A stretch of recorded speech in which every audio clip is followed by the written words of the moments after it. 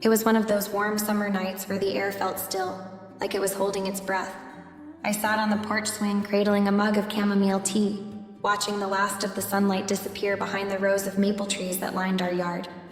The neighborhood was quiet, the occasional bark of a dog or hum of a passing car, the only sounds breaking the silence. For the first time in weeks, I felt the tension of the day begin to slip away. Lucas had come home a few days ago, lugging his bags in with that same easy grin I'd gotten used to over the years. I didn't think much of it at the time, just the usual excitement of having him back for the summer. But tonight, as I sat there with nothing but my own thoughts, something felt different. The house didn't feel the same, and neither did I. The creak of the porch door broke my reverie. I turned to see Lucas stepping outside, his frame silhouetted against the glow of the hallway light. He was barefoot, wearing a plain white t-shirt and sweatpants, his hair still damp from a shower. "Couldn't sleep?" I asked, keeping my voice low so we wouldn't wake the neighbors.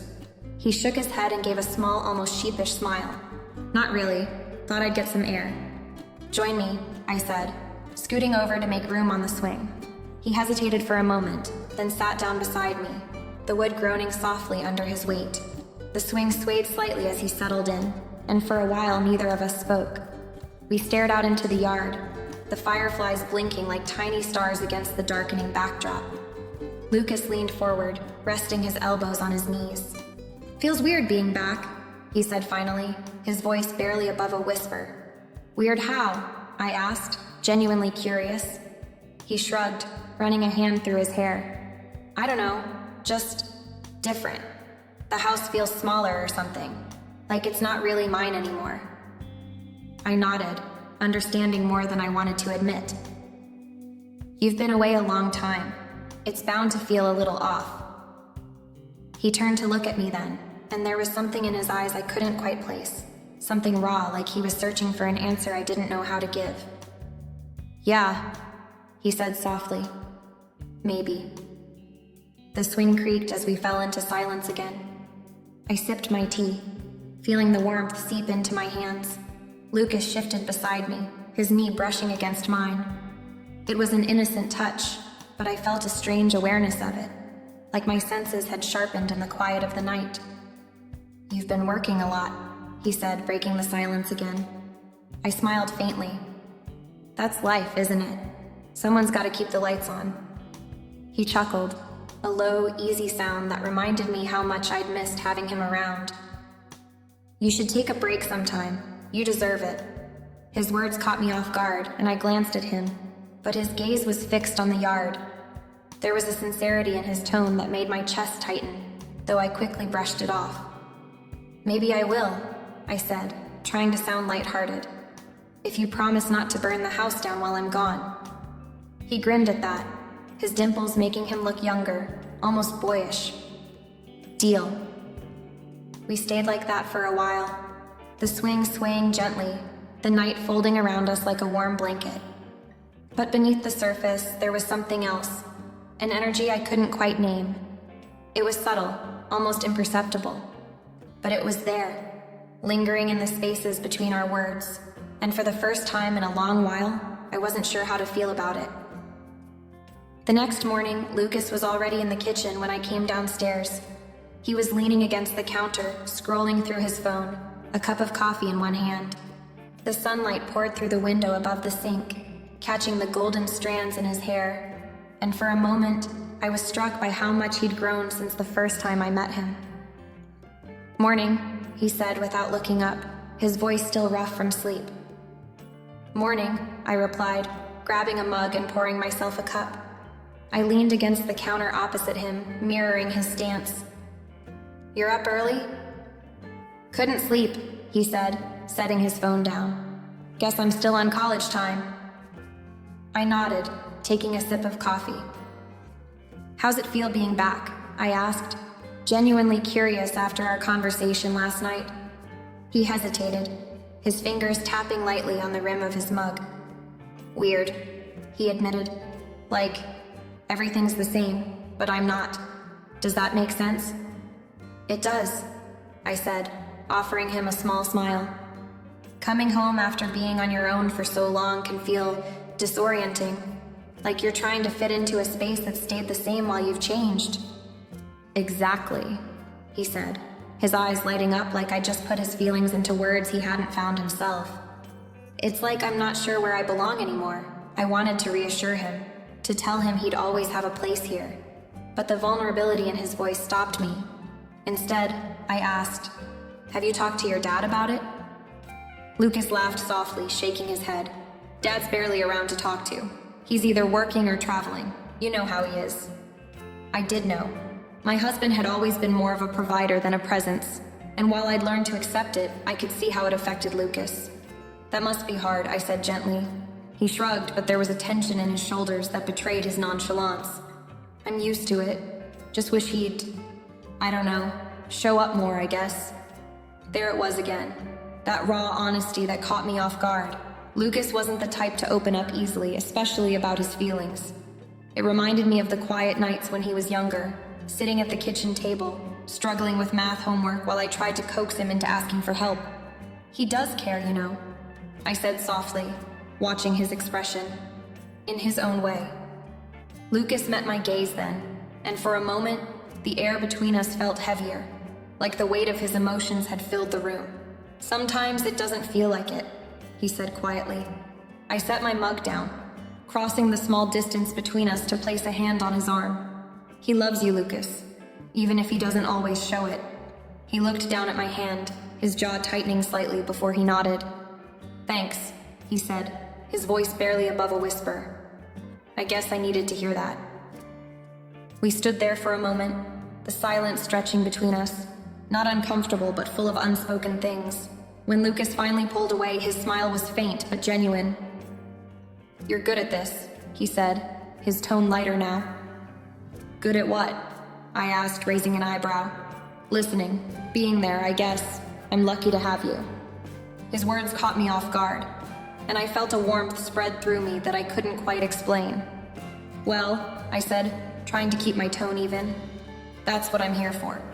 He nodded, his smile lingering as he picked up his mug and walked toward the living room. "Thanks, Samantha." As I watched him go, I couldn't shake the feeling that our conversation had shifted something between us. It wasn't anything I could put into words, just a sense that Lucas saw me differently now, and maybe, just maybe, I was starting to see him differently too. That night, I found myself restless. The house was quiet, the hum of the refrigerator the only sound as I sat in the living room, with a throw blanket draped over my lap.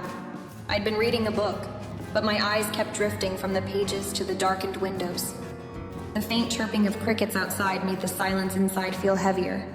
I was about to head upstairs when I heard footsteps on the staircase. Turning, I saw Lucas coming down, his hair tousled and his expression groggy. He paused when he noticed me, like he hadn't expected anyone to still be awake. "Couldn't sleep?" I asked, setting my book aside. He shrugged, his shoulders slumping as he crossed the room and sat down on the other end of the couch. "Yeah, too quiet, I guess. Dorms are always noisy." I nodded, pulling the blanket closer. I remember that feeling. It's strange how silence can be unsettling. He glanced at me, his lips curving into a faint smile. "You get it." There was something in his tone, relief maybe, that tugged at me.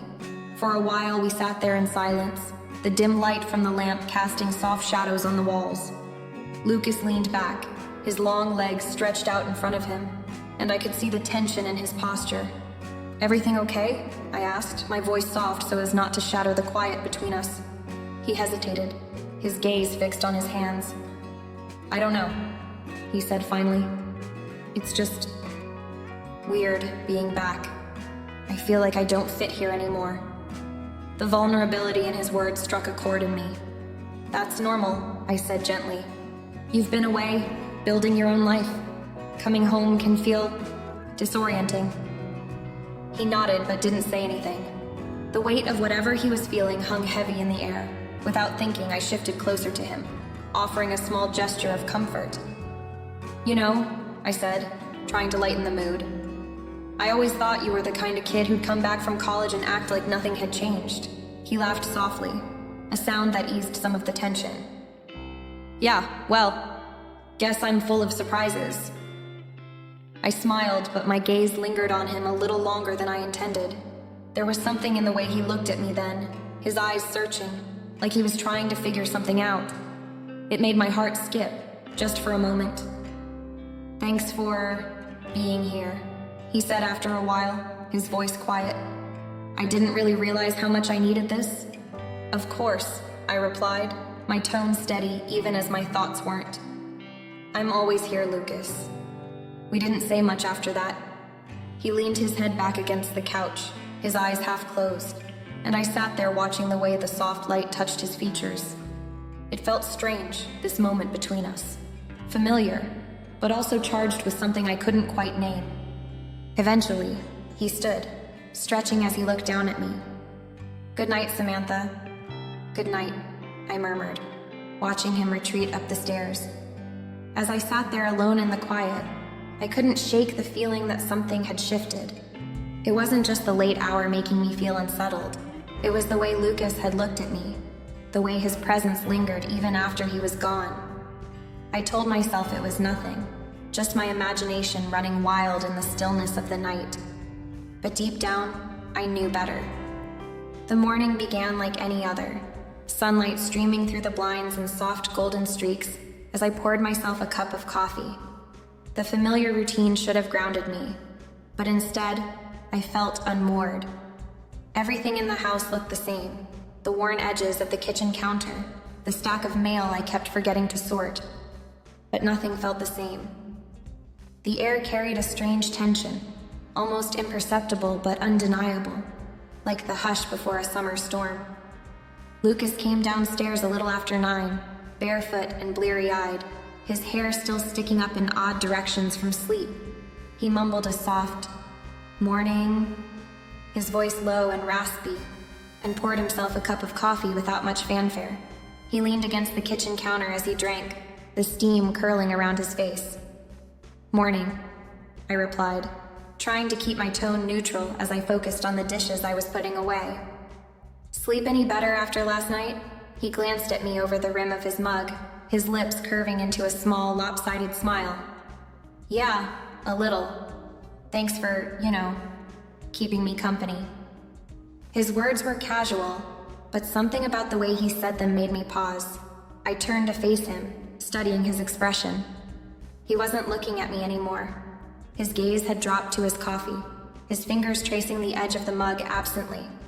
For a moment, I thought about responding, about saying something more meaningful, but the words stuck in my throat. Instead, I just nodded. "Of course. That's what family's for, right?" Lucas didn't answer immediately. When he finally did, his voice was softer than before. "Yeah, right." The conversation hung in the air, even after we moved on to our respective routines. Lucas headed outside to mow the lawn, while I busied myself with tidying the house. I vacuumed, dusted, and rearranged the throw pillows on the couch, but no matter how hard I tried to focus, my thoughts kept circling back to him, to the way he'd looked at me in the dim light last night, his gaze lingering longer than it should have, to the faint smile on his lips when I'd said goodnight, to the weight of his presence in the room, impossible to ignore. By the time lunch rolled around, I was still distracted. Lucas came back inside, his t-shirt damp with sweat and clinging to his chest, a streak of dirt smudged on his forearm. He grabbed a bottle of water from the fridge and leaned against the counter, his eyes scanning the room before landing on me. "Hungry?" I asked, trying to sound casual as I pulled out a plate of sandwiches I'd prepared earlier. "Starving," he said with a grin, taking a seat at the table. "Thanks." I sat down across from him, watching as he devoured the food with the enthusiasm of someone who'd just finished a marathon. We talked about little things, his summer plans, whether the neighbors were still arguing over their fence, the new coffee shop that had opened down the street. But even in the lighthearted banter, there was an undercurrent I couldn't ignore. I found myself hyper-aware of every detail, the way his voice softened when he spoke to me, the way his fingers brushed mine when I handed him the salt shaker, the way his eyes lingered on my face just a moment too long. It was such a small thing, that fleeting touch of our hands, but it sent a jolt of awareness through me. I pulled my hand back quickly, pretending to focus on my plate, but my heart was pounding. Lucas didn't say anything, just gave me a quiet smile before turning back to his food. The rest of the afternoon passed in much the same way, the unspoken tension between us growing more palpable with every passing hour. I decided to distract myself with housework, folding laundry in the living room, while the sound of the TV played softly in the background. Lucas joined me after a while, carrying a couple of glasses from the porch. "Need some help?" he asked, setting the glasses down on the coffee table. "Sure," I said, surprised but grateful for the company. We worked side by side in comfortable silence, folding shirts and matching socks as the sunlight streamed through the windows. It should have been an entirely ordinary moment, but it wasn't. Every time his arm brushed against mine, every time his hand lingered a fraction too long on a piece of fabric, it felt significant. My senses were heightened, every detail magnified. At one point, I glanced over at him and caught him watching me. His expression was unreadable, his eyes dark and thoughtful. I opened my mouth to say something, but the words wouldn't come. Instead, I looked away, focusing on the towel in my hands as if it were the most important thing in the world. By evening, the tension between us was almost unbearable. After dinner, as we were cleaning up, Lucas spoke softly, his voice cutting through the quiet. "Thanks for everything, Samantha," he said, his tone earnest. I don't know. You've always been there for me, more than anyone else." His words caught me off guard, and for a moment, I didn't know how to respond. "Of course," I said finally, my voice steady even as my heart raced. "That's what family's for." But as I lay in bed that night, staring up at the ceiling, I couldn't stop replaying the day in my mind. The fleeting touches, the lingering glances, the quiet moments that seemed to stretch on forever. I told myself it was nothing, that I was overthinking everything. But deep down I knew better. Something between us had shifted, and no matter how much I tried to ignore it, there was no going back. The kitchen was quiet except for the soft clink of plates as I loaded the dishwasher. It had been a long day, but the mundane rhythm of cleaning up after dinner gave me a sense of calm. The smell of roasted vegetables lingered in the air, mingling with the faint citrus scent of the soap on my hands. Lucas was still at the table, scrolling through his phone, the warm glow of the overhead light casting shadows on his face. "You don't have to sit there and wait for me, you know," I teased, glancing at him over my shoulder. He looked up, his expression unreadable for a moment, before offering a small smile. "I don't mind," he said simply, setting his phone down. Something about his tone caught my attention. It wasn't casual, not entirely. I turned back to the sink, focusing on the last pan that needed scrubbing. The silence stretched between us, comfortable at first, but slowly shifting into something heavier. I could feel his eyes on me, the weight of his gaze making my movements more deliberate, more self-conscious. "You're always doing so much," he said suddenly, his voice quiet but firm. I turned off the water and dried my hands, glancing at him with a small laugh. "Well, someone has to keep this place running. Your dad's not exactly home enough to help out." "It's not just that," Lucas said, standing up. He leaned against the counter, his arms crossed, watching me closely. "You've been everything to me, you know, even when I didn't deserve it." I froze, his words settling in the air between us. There was an earnestness in his voice, a depth that made my stomach twist in ways I didn't entirely understand. I opened my mouth to brush it off, to make a lighthearted comment, but he kept going before I could find the words.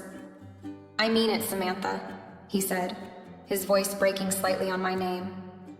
"You're the one person who's always been there for me. When Dad's too busy, when everything else feels off, you're the one who makes it feel like home." The intensity in his eyes made it hard to breathe. I felt my pulse quicken, heat rising to my face as I tried to process what he was saying. "Lucas," I began, my voice barely above a whisper. "That's really sweet of you to say, but it's not just sweet," he interrupted, stepping closer. "It's the truth. I don't know what I'd do without you." The space between us seemed to shrink in an instant. I could feel the warmth of his presence, the way his gaze seemed to see right through me. My heart pounded in my chest as I searched for the right response, something that would both acknowledge his vulnerability and keep things from veering into territory I wasn't sure I was ready to navigate. "I'm glad I can be here for you," I said carefully, forcing a smile. That's what family does, right? We support each other. Lucas's jaw tightened slightly, and he looked away for a moment, his hands gripping the edge of the counter. Yeah, he said finally, his voice soft. Family. But the word sounded hollow, like it didn't quite fit. For a moment, neither of us said anything. I turned back to the dishwasher, busying myself with rearranging the plates, even though they didn't need it. My hands trembled slightly, and I hated how aware I was of every movement he made, every shift in his posture. Finally, he straightened up, his tone lighter but no less sincere. Anyway, I just wanted you to know that I appreciate you, more than I can say. I looked at him then, forcing myself to meet his eyes. There was something unspoken in his gaze, something I couldn't quite name but felt all the same. That means a lot, Lucas, I said softly. Thank you. He nodded, lingering for a moment before grabbing his phone off the counter. Good night, Samantha, he said, his voice gentle. Good night, I replied, watching as he walked away. When I was finally alone, I leaned against the counter, trying to steady my breathing. The words he'd said echoed in my mind, mixing with the emotions I was trying so hard to suppress. It wasn't just the gratitude in his voice. It was the way he'd said my name, the way he'd looked at me like I was the center of his world. I told myself it didn't mean anything, that I was reading too much into it. But deep down, I knew better. Whatever Lucas felt, it wasn't simple admiration. And whatever I felt in return, it wasn't simple either. The rain started mid-afternoon, a slow drizzle that escalated into a steady downpour by evening. The sound of raindrops pelting the windows filled the house, a soothing rhythm that made everything feel closer, quieter. I'd always loved the rain, but tonight it felt different, heavier somehow, as if the storm outside mirrored something inside me. Lucas was stretched out on the couch, scrolling through his phone with the TV playing softly in the background. I had just finished folding laundry and walked into the living room, holding a warm cup of tea in my hands. You don't mind some company, do you? I asked, trying to sound casual. He glanced up, a small smile tugging at the corners of his lips. Not at all. I hesitated for a moment before sitting down at the opposite end of the couch. The cushions dipped slightly under my weight, and I tucked my legs beneath me, cradling the mug for warmth. The scent of chamomile mingled with the faint, earthy smell of the rain seeping through the open windows. We sat in companionable silence for a while, the only sounds coming from the storm and the occasional laugh track on the TV. But even in the quiet, I could feel him. Every shift he made, every time he glanced my way, it was like a static charge in the air, subtle but impossible to ignore. What are you watching? I asked eventually, more to break the silence than out of genuine curiosity. Some comedy, he said, gesturing vaguely at the screen. Honestly, I wasn't really paying attention. I laughed softly. Sounds like my kind of show. Lucas set his phone aside and leaned back, stretching his arms across the back of the couch. His gaze lingered on me for a moment, warm and unguarded, before he looked toward the window. I missed this, he said quietly. Missed what? I asked, turning toward him.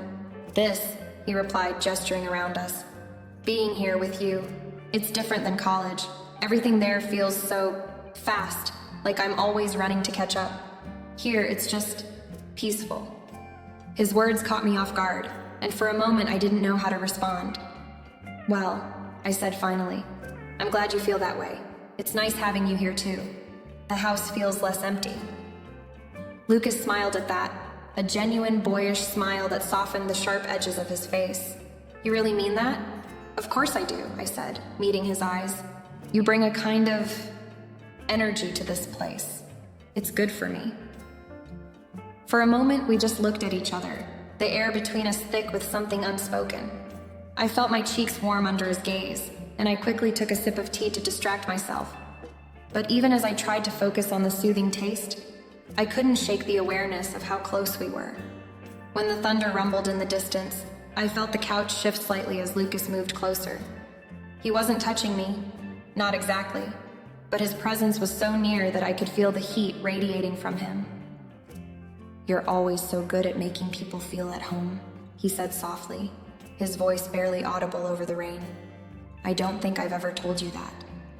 His words sent a strange warmth through me, equal parts flattery and something I didn't want to name. "That's sweet of you to say," I murmured, keeping my eyes fixed on the tea in my hands. "It's not just sweet," he said, his tone firmer now. "It's true. You're different, Samantha. You make things feel—" He paused, searching for the right word. "Safe. Safe." The word hung in the air between us, heavy and charged. I looked up at him then, and the intensity in his gaze made my breath catch. He wasn't just talking about the house or the atmosphere. He was talking about me. I wanted to say something, to lighten the mood or deflect the moment, but I couldn't find the words. Instead, I sat there, feeling the weight of his presence and the unspoken emotions that seemed to fill the room. Another crack of thunder rolled in the distance, and Lucas leaned back, his arm resting just a fraction closer to me. The subtle shift brought his shoulder within inches of mine, and though neither of us acknowledged it, the proximity felt like a quiet acknowledgement of everything we weren't saying. We stayed like that for what felt like an eternity, caught in the strange electric pull between us. The rain continued to fall outside, steady and relentless, as if the world itself was conspiring to keep us locked in this moment. When I finally stood to leave, my legs felt unsteady beneath me. "I should probably get some sleep," I said, my voice quieter than I intended. Lucas nodded, his expression unreadable. "Good night, Samantha." "Good night, Lucas," I replied, turning away before he could see the confusion and conflict in my eyes. As I climbed the stairs to my room, I couldn't stop replaying the moment in my mind. The way he'd looked at me, the way his words had made me feel. I told myself it didn't mean anything, that it was just a quiet evening and a harmless conversation. But deep down, I knew better. Something had shifted between us and there was no going back. It was late evening when the power went out. The rainstorm from earlier had finally eased, leaving the house in near silence, save for the occasional dripping sound from the eaves. I was in the kitchen, lighting a few candles to scatter around the house, when Lucas walked in. His presence was almost startling, though he moved quietly, his footsteps soft against the hardwood floor. "Power's out," he said, his voice low. "Yeah, I noticed," I replied, managing a faint smile. "I was just setting up some candles. Looks like it might be a while before it comes back." He stepped closer, his shadow stretching in the flickering candlelight. "You need any help?" "No, I've got it," I said, though my voice betrayed the unease I felt. It wasn't fear. It was something heavier, something I couldn't name, but had been building for weeks. The house, dimly lit and quiet, only amplified the tension I'd been trying so hard to ignore. Lucas didn't leave. Instead, he leaned against the counter, watching me. I tried to busy myself, adjusting the wicks and fussing with the placement of a candle holder, but his gaze felt like a tangible thing, warming the air between us. "You're always taking care of everyone," he said suddenly. His voice was soft, almost thoughtful. "Dad, the house, me, even when no one asks you to." "That's what moms do," I said lightly, though the words felt hollow even as I spoke them. "You're more than that," he said, his tone insistent. You're amazing, Samantha, and I don't think anyone says it enough." I froze, my hand stilling over the candle holder. His words carried a weight that went far beyond casual compliments. I turned to face him, leaning back against the counter to create some distance, though it felt futile. The air between us was charged, electric in a way that left me breathless. "Lucas," I began, unsure of what I was even trying to say, but he cut me off. "I mean it," he said, taking a step closer. "You're the one person who's always been there for me. You listen, you care, you make everything feel better, even when it's hard. I don't think I've ever felt this close to anyone." The sincerity in his voice made my chest tighten. I wanted to dismiss it, to chalk it up to gratitude or some misplaced admiration, but the way he was looking at me, earnest, vulnerable, and undeniably intense, made it impossible to deny what he was really saying. "Lucas," I said again, more firmly this time, "you're feeling this way because we're close, and that's okay. It's natural to feel connected to someone who's been there for you." He shook his head, his jaw tightening. It's not just that, it's more than that. I know you feel it too. I opened my mouth to respond, but no words came out. Because he was right. There was something there. Something I'd been trying to push down and ignore for weeks. The moments of lingering eye contact, the way his voice softened when he spoke to me, the warmth that filled the room whenever he was near. All of it had been building to this.